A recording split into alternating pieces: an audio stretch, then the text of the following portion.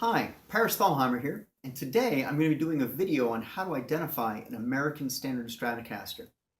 Now, I'm not referring to the American Standard Stratocaster produced by Fender today.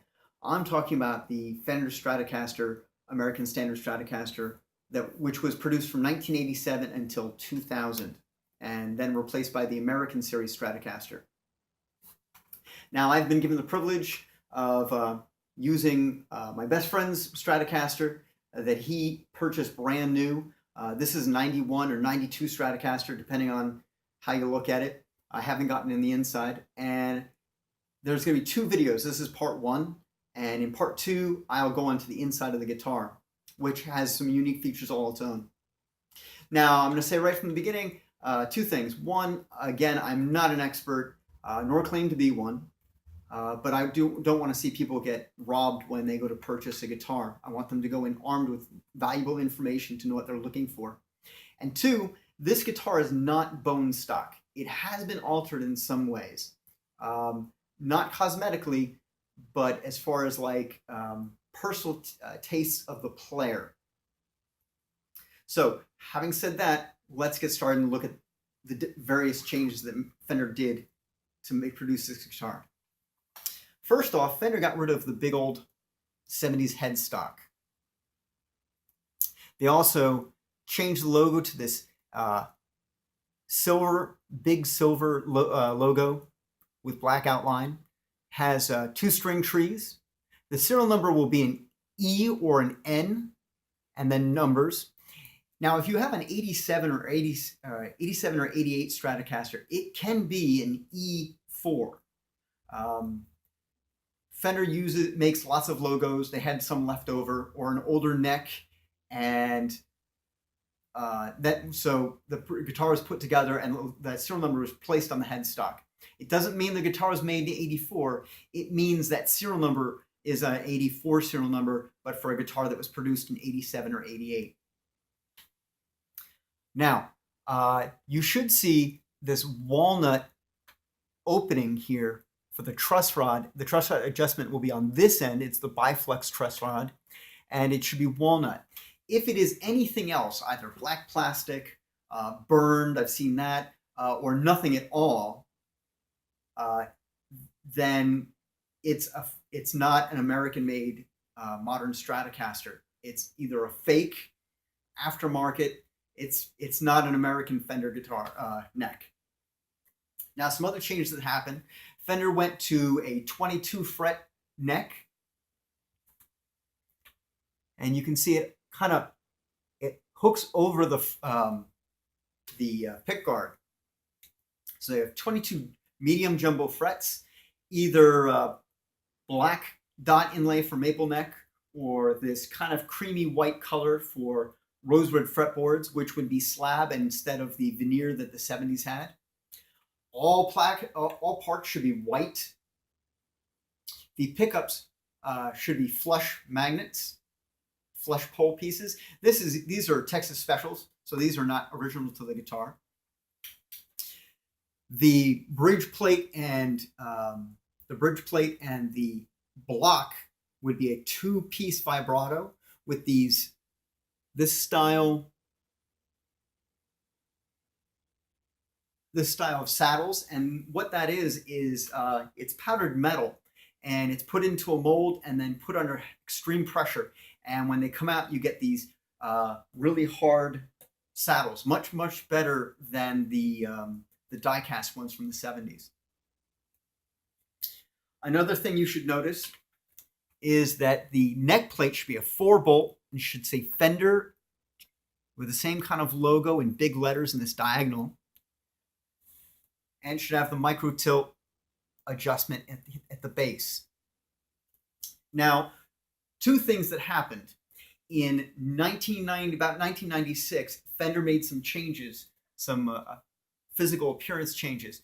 You'll see that on this side, you'll see the Fender Spaghetti logo. And on this side, you'll see the Fat Silver type logo. So what Fender did was, in about 1996, they went back to the thin spaghetti logo. Now, both of these logos are underneath the clear coat. It should not be over top the clear coat. It will be underneath the clear coat. So you wouldn't be able to feel the logo, but it's there. Also, the serial number would end up on the back. Another thing that happened was they changed the neck plates, whereas here from 87 until about 1995 or 96, they had this, and from 1995 to about until about 2000, they had Fender Corona California. So those are the two style neck plates you'll find. Another change was that you should look for with these guitars are the body contours. If you remember, Fender 70s guitars had big old clunky thick contours. What Fender did was they realized that their body contours had kind of gotten out of whack. So they made them more like the vintage style contours, you know, like what Fender used to be like. Still not perfect, and they addressed that issue in the American series, but much better, much more authentic to an actual body contours of a Stratocaster. Now finish. If you remember, in the 70s, Fender was using polyester, thick plastic encapsulating plastic finish. Well, Fender eventually went to polyurethane, which is just as durable, looks nicer, feels better, and resonates better. So, and I believe that's what Fender's using right now. So, it should be a polyurethane finish. Now, wood. Fender was using, if you remember correctly, in the 50s and 60s. So in the 50s, Fender started out with ash, then they went to alder, and in the 70s, they went to ash again, only much thicker, heavier ash. Well, by 1990, alder was becoming much more expensive or much harder to get. It was becoming an endangered species plant. So they could either stop making guitars or find something else to use. And so what Fender did was they started using poplar.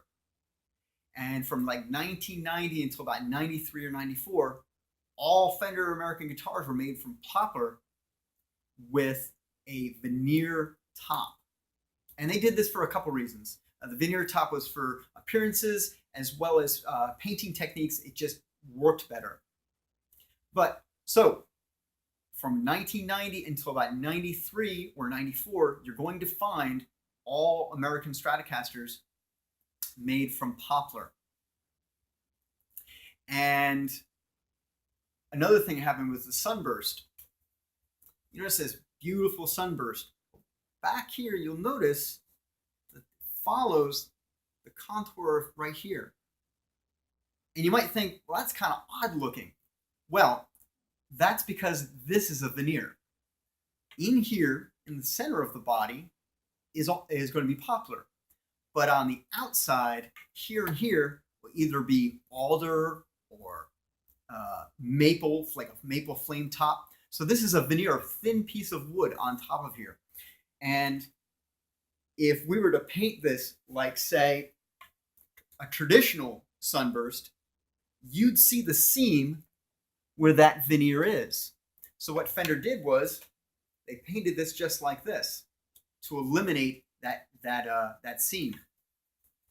Now, by 93 or 94, Fender went back to alder.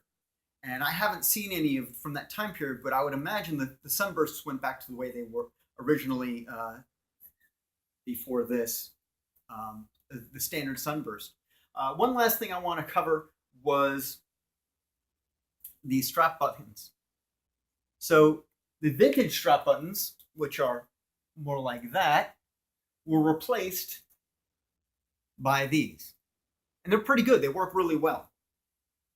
You can still get the other ones, but generally Fender was using these at the time period. So to kind of recap,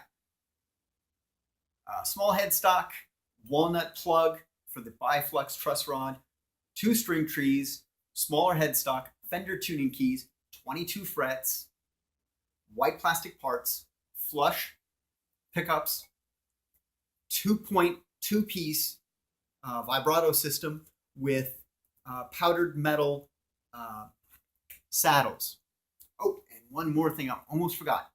Another thing Fender did was they came up with the TBX tone. You've got a 5-way switch, volume, tone, and this TBX tone pot. And what that is, it's 2 tone pots stacked on top of each other. And from 1 to 5, it works like a normal tone pot. But when you get to 5, you're going to feel this kind of like indentation. So if I go to about 5, I can feel this spot where it stops. That's completely normal. And from like 6 on up to 10, it expands the treble. That's what TBX stands for. It stands for treble bass expander. So look for that. The case that these guitars generally came in would be either kind of like early ones might come in the rectangular plastic case that says Fender across the top, or a guitar-shaped case, much smaller. And if I'm not mistaken, the logo on that was a little tiny logo, and if I'm not mistaken, it was red. Don't quote me on that one. So this is the end of the first video. In part 2, I'm going to take apart the guitar and look on the inside, look at the guts of the guitar, so you get a general idea of what that's like. All right, see you in a bit.